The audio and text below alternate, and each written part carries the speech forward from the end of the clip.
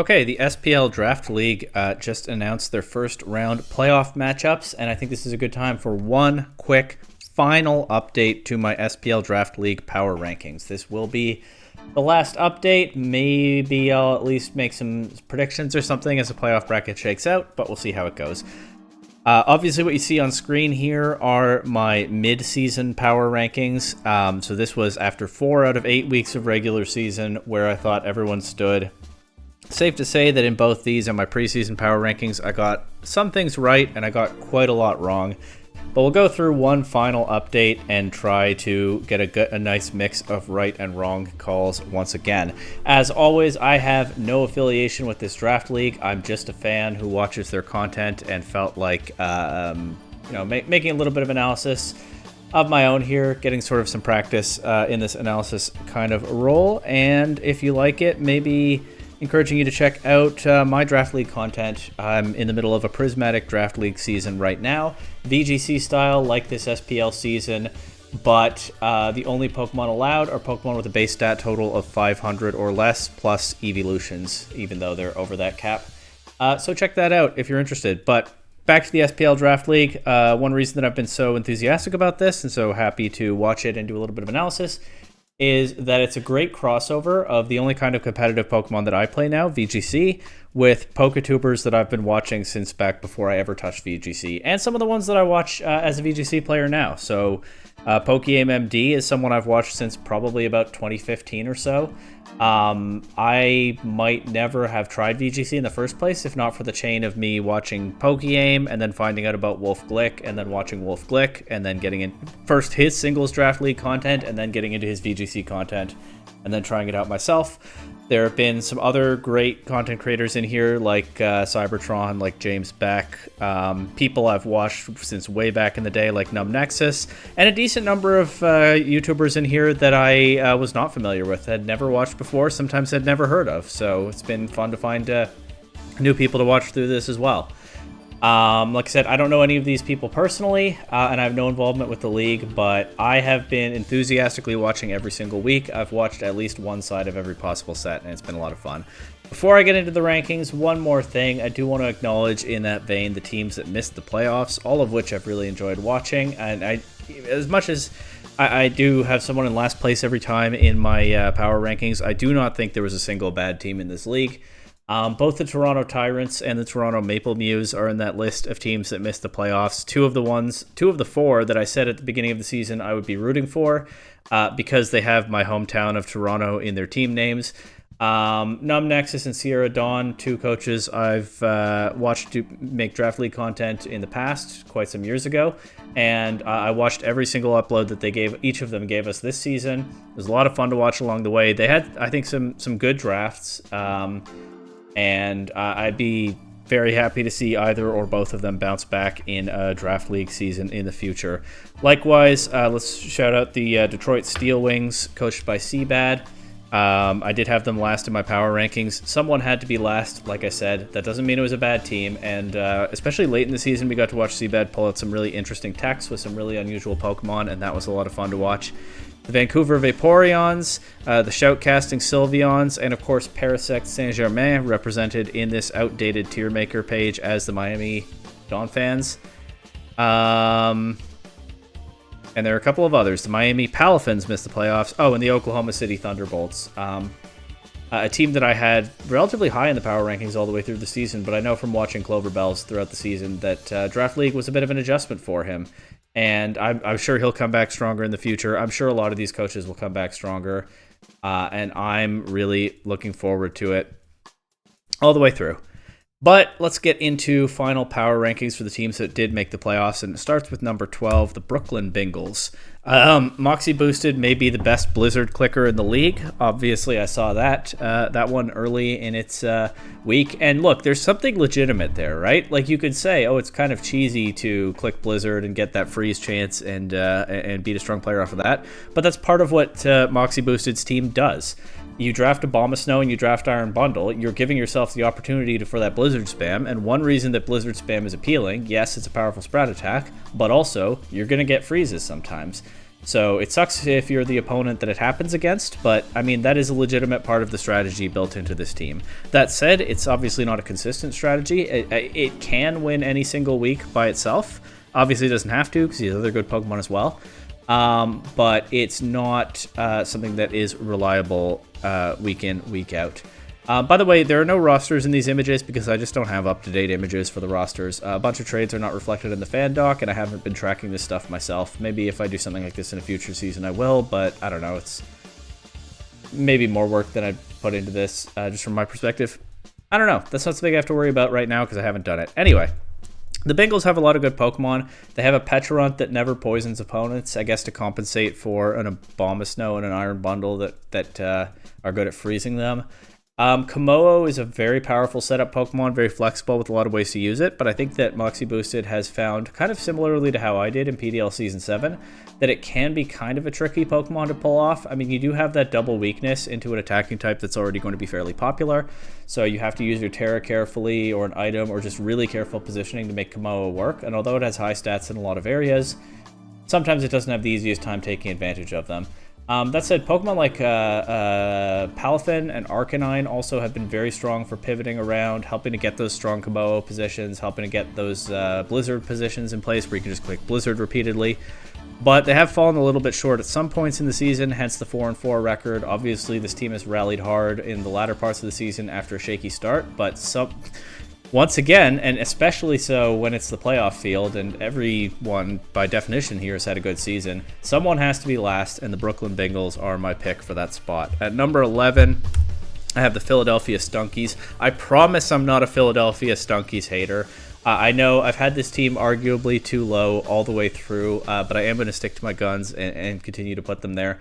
It's a draft that has a lot going for it. I really like the duo of Talonflame and Urshifu. I like what the Riolu brings to the table as well. They have some interesting Pokemon to sort of round out some of the coverage and whatnot. I don't think that it has that. I think that it still has some Pokemon that I consider kind of questionable, and it doesn't have that. Well, maybe it does have that brokenness factor that other teams have just for having the Urshifu on it, but yeah, to me, it's always felt like this team is missing something, and that really hasn't borne out in the results, as Shuckle King has had a great season and has mostly made me eat my words so far. But, again, a lot of tough competition to rank this team against, and I think that Urshifu can only get it so far in my book. That said, Shuckle King has been great at finding just amazing coverage options to bring to the matchups and having just the right prep. So any given week, he definitely could pull through. At number 10, I have the Golden State Gallades, a team that I had a fair bit higher up throughout the regular season, but at 4-4, it has once again been an uneven one. I didn't put this team any lower, despite having a worse win-loss record than the Stunkies, because this is an example of a draft that I really do believe in, just on paper at draft level. There's a reason I had this team number 4 in my preseason rankings. The physical fast physical offense and priority spam with Chanpao, Dragonite, Teal Mask Ogre Pawn, Azumarill. Those are the main ones I think in this draft. Is an extremely powerful starting point for this team, and they have some strong special attackers like the Etherian Thunderous that are not necessarily standard in VGC, but are perfectly strong enough to hold up in a draft format. So there's a lot to like here. I still really like the draft on paper, and I'm not willing to drop the Gallades down to the bottom spot. That said, I know that VGC style play has been something of a learning curve for this coach. I definitely hope that he'll stick around and play this kind of format beyond the season. Again, I hope that everyone who is in this season will do that. Because I think with this experience under his belt, and we already know that he can draft a very strong team for a VGC draft format, I think there are better seasons ahead if he keeps at it. But as it is right now, I think he's still in that learning curve. And yeah, no lower than 10th because I like this draft so much on paper, but all the way down at 10th because it's been kind of back and forth in terms of the results. At number 9, I have the Liyue Harbor Glaze Lilligants. This is looking like one of the teams that I was most wrong about over the course of the season, and so that may continue to be the case in playoffs. But I'm going to stick to my guns, and what happens, happens. By all means, let me know. If if this team goes on to win the championship, by all means, call me out as a doubter. I'm not as big as a doubter as I used to be, though. It was a rough start to the season for this team, but Pokemon like Alolan, Ninetales, Raging Bolt, and Volcanion have been pulling through on, I think, a 4-game winning streak into the playoffs. I don't think they've lost or 4-set. I don't think they've lost a set yet since my midseason rankings. So maybe I should respond to momentum and go higher. But again, like I've always said about this draft, to me it looks like a really strong mix of Pokemon that's just missing that broken synergy that puts it over the top. Maybe I should have maybe it is there and I should have spotted it in the last 4 weeks. I don't think that I have, but obviously this is a team that is red hot right now despite that cool blue branding, and might well surprise me going forward. And I do actually think they'll win their round 1 matchup. I can't remember who the opponent is, but it is one of the teams that I already have put lower in these rankings. So I don't think this week will be the last time that we see the Glazelol against, most likely.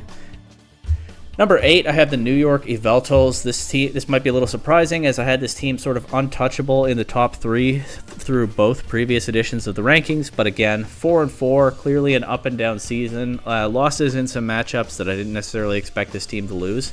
There are a couple of things that weigh in this team's favor, I think, and the reason I've gone no lower than 8. And this is, I think, the only one of the bottom 4 seeds that I've put outside of the bottom 4 rankings.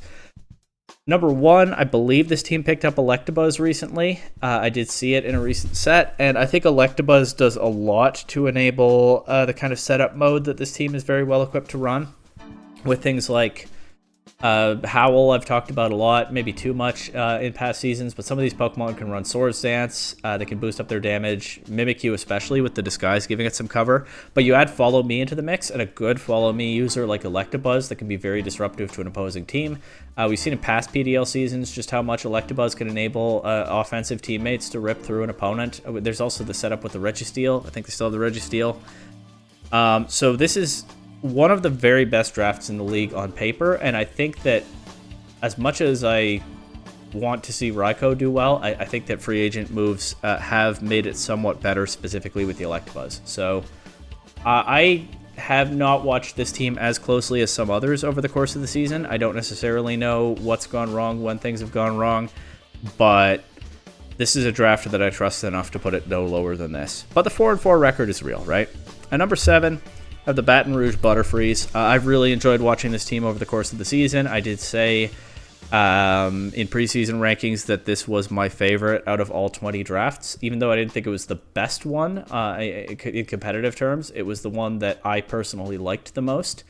And that's held up pretty well. It's been a lot of fun to watch Pokemon like Regidrago, Terrakion, and Jirachi go in on opposing teams. I do think that some of the game plans have been a little bit shaky at times, like especially some of the Zoroark game plans. I love to watch Hisuian and Zoroark pop off, but honestly, it doesn't... You know, it can be tricky for the opponent, but you have to make sure that it actually does enough to be worthwhile. And I think there have been some matchups where it has and some where it hasn't, and the team has kind of stalled out sometimes with some of those game plans, especially built around the Zoroark, but some others as well. So that 5-3 record is pretty solid, and I know that they were not prepping super seriously in Week 8 with playoffs already locked, but this is a very powerful offensive team that could blast through a lot of competition, but if it stalls out, then it can stall out badly, and we have seen that a couple of times this season, which is why I have it no higher than 7th. But this is, of course, one of the teams I've been rooting for this season, and I do hope to see it go far.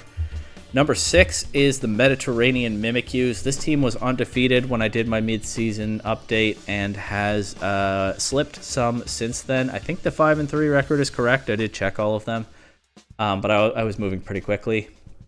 But, I mean, the basic synergies of this team are still pretty solid. You have the Meowstic, well, the Regigigas stuff I think is gone now, but you have the Meowstic setting up stuff like Iron Crown, creating openings for Urshifu. This is probably the hardest team for me to rank right now, and maybe I'm a little bit biased by the fact that it was undefeated and I had it even higher than this at mid-season. Obviously, the results have slipped a little bit since then, but I don't know what to tell you. Strong team, strong player. This is probably the one where I have the least insight, but I say probably wins at least one round. Number 5, I have the Los Angeles Wakers. I did consider going higher, but at this point you can realize that all the teams that are playing round 1 have already appeared. This is the highest of those teams. The 4 remaining teams in these rankings have a bye. Even though power rankings don't just conform to standings, they're meant to bring my own subjective opinion based on the objective evidence in front of me. I did decide in the end that it made sense to put the top 4 teams in the standings, in the seeding order, in the top 4 rankings as well, because that first round bye is just such a powerful advantage. You have to win 3 playoff rounds to win the championship instead of 4. That's a big difference when the margins are so slim in such a competitive league. And there's not really anyone in that top 4 that I don't think deserves that acknowledgement, you know? Where I think it's already such an advantage to have that first round bye, there's nobody that I would say, well, even with that advantage, I'm going to drop them lower.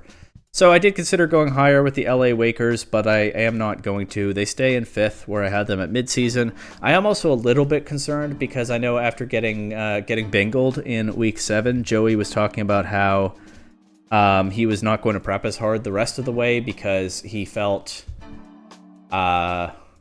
I don't want to put words in his mouth, but he had prepped extremely hard for the Moxie matchup, and then he just got frozen out of being able to implement that prep, and he said things to the effect that it didn't feel worthwhile and he wasn't going to work as hard on future sets. I hope that's not the case, because one of the great strengths of this team is that while some of these Pokemon might look kind of unassuming at face value, he has them very well optimized into specific roles that basically by grinding out mocks week after week, he learns exactly how best to use in each individual matchup. There's been a real incredible precision to see in how hard he preps for most of his, I almost said PDL, SPL matchups, and just the way that he finds the perfect roles for his Pokemon to fill and makes just the right reads with them week after week. I hope that he's still putting that work into it. Obviously, that's a decision for him to make and not for a fan like me. But if it is the case that he's going to dial that back after getting bingled, then that is another reason, unfortunately, not to put this team higher.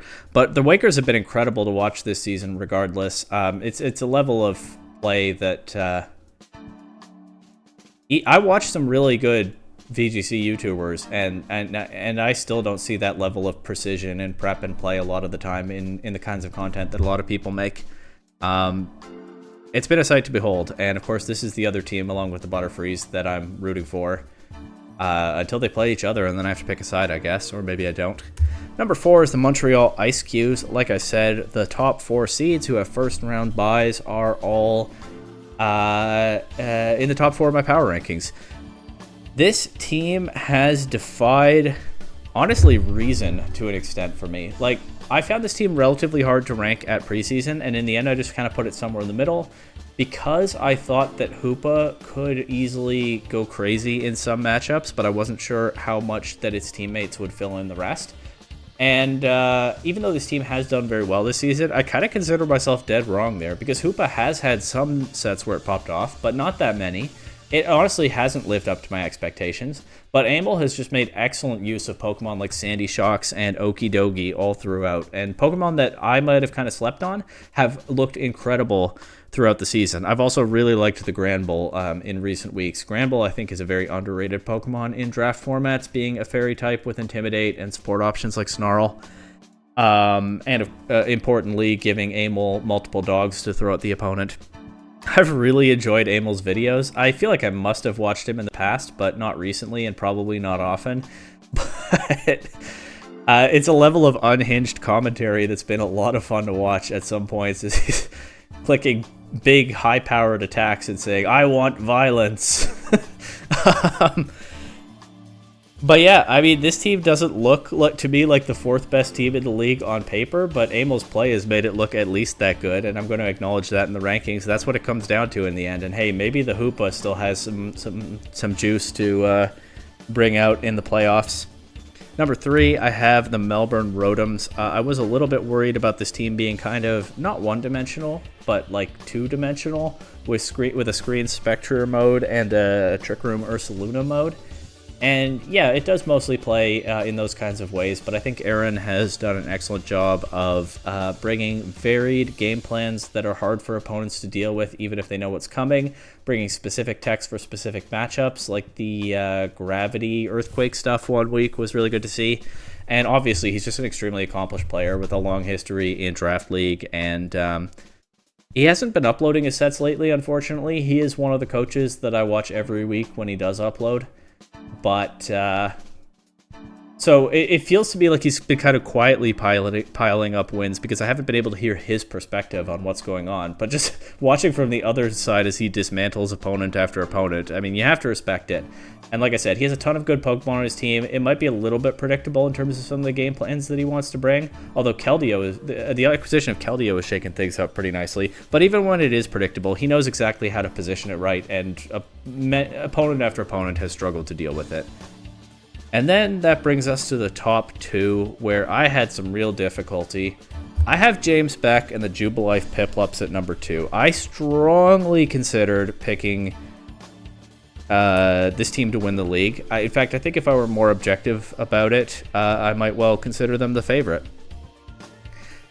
This has been really something to watch because you could tell that James Beck went into this season sort of on a mission. I mean, he talked in his early videos about the about the drafting of Dondozo and Tatsugiri, taking advantage of an opening that I do agree with him should probably not have been left by the point system in the dock, where Dondozo was probably valued way too low, and so he was able to get that combination and a whole bunch of other strong Pokemon. Funny thing is, he actually hasn't been bringing the Dondozo Tatsugiri Commander duo most weeks. He's been bringing those two Pokemon a lot, but very often without Commander, which kind of makes sense because in draft your opponent has specific ways to prepare, and a lot of teams do have some kind of answer to Dondozo. When you're an elite player like James Beck, you can still position it well enough to overwhelm. But the fact that he's been bringing Storm Drain Tatsugiri or one of them without the other so often, I mean, it'll make it that much more interesting if he does bring Commander in playoffs against some opponent who is not necessarily expecting it. But on top of all that, his free agent moves over the course of the season have made things even more brutal for newcomers to VGC formats, if we're being honest. So this is where I say that he's kind of making a statement, because that Screamtail, I talk about the VGC learning curve for the coaches who are less familiar with VGC style formats. So double battles, bring 6, pick 4, best of 3. But Screamtail is a nasty part of the VGC learning curve, even if you've been playing VGC for a little while. I mean, I ran into a Screamtail team a couple of times at my second VGC event, my second major tournament, and I just got cooked by it. It's something that I think everyone more or less gets cooked by at some point, especially with those Encore and Disable sets. And so he's been unleashing the full might of the VGC learning curve on sometimes less experienced coaches, and certainly giving them battles that they'll remember. But we've also seen him bring out some very tricky attacks against teams like the New York Yveltals, where the coach is a lot more experienced. And I said in the midseason rankings that it seemed like James was kind of nerfing himself by limiting his prep time, but he's still used his team in an extremely creative way, and it's been extremely effective nearly every single week.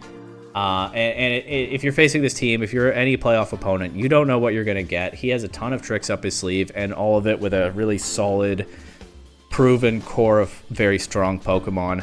I think he could easily win the championship.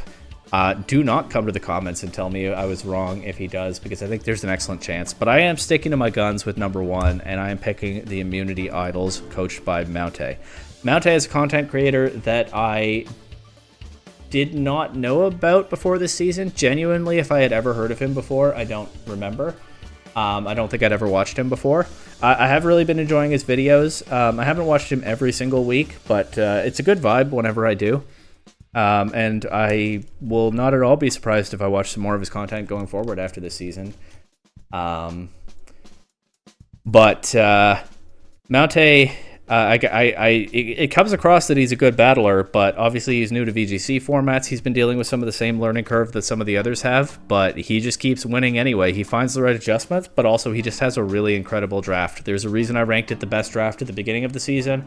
I think I said last time that Rain team like this kind of feels like a cheat code if only one person is drafting a Rain team. If you have multiple people drafting a Rain team, then they kind of snipe each other back and forth, and both of them end up with kind of weak versions of it.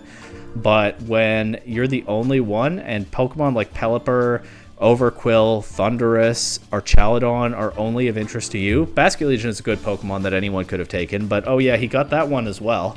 It's been an absolute menace this season. And you have so many other synergies built into your team, like I talked about in the preseason rankings, right? We've seen him get creative. We've seen the mouse hold very often. We've seen some good modes with the Rhyperia, the Virizion. Of course, mouse hold, able to set up our Chaldon with side beat up or population bomb, able to set up Virizion with side beat up. It's even a fast rain dance user if for some reason Pelipper and Thunderous aren't enough rain setters for you. Rhyperia can play extremely well in Trick Room. I mean, there's so much that this team does beyond just the Rain offense mode, and the Rain offense mode is already so monstrously strong. And even though Maute has, like I said, run into the learning curve at times and had some trouble at times figuring out how best to approach the best of 3 VGC style format, he's been finding the right adjustments, and his team is just so good that he's had no trouble getting to a 7-1 well, I shouldn't say no trouble. I know some of them have been difficult for him, but he has gone ahead and gotten that 7-1 record anyway. I've had him first in my preseason power rankings. I had him first in my midseason power rankings. And although I think James Beck would give him a lot of trouble in a head-to-head matchup, because James has really not been going easy on the VGC newcomers. Like I said, I'm sticking to my guns, and I'm taking the immunity idols to win the Shuckle Premier League VGC season. Quick refresher before I sign off here. On the left, you have my preseason power rankings, and on the right, you have my midseason power rankings. Like I said, I got some things more or less right. I definitely got some things very, very wrong. If you're a Philadelphia Stunkies fan, you're unhappy with me. That's kind of fair. Also, 2 of my top 4 are down here in the middle in both of these. But like I said, I've had a blast watching everyone. I hope I'm not haven't been overly critical of anyone here, because genuinely 20 good drafts that have been a lot of fun to watch week after week. But these are my final power rankings, including only the playoff teams as we head into the playoffs. And again, this is my pick to win the championship. Let's go see if it happens.